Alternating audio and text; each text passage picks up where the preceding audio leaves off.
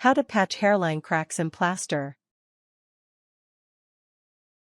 Hairline cracks in plaster aren't necessarily a reason to re-plaster everything. Instead, they can be fixed with this easy method. Steps. 1. Make a runny paste for applying to the crack.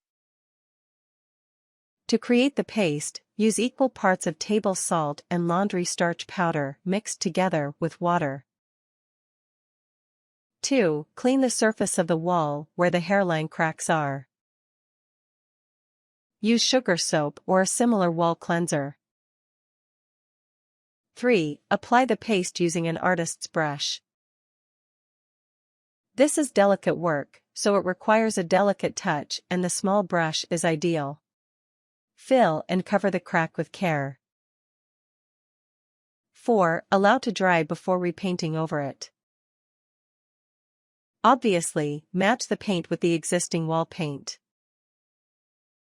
5. Repeat if needed. When done, simply wash the paste off the brush and leave to air dry. Tips. If there is any mixture left over, dispose of it. It is not worth keeping it as it will harden and be unusable. Things. Table salt. Laundry starch. Sugar soap for cleaning. Artist's brush.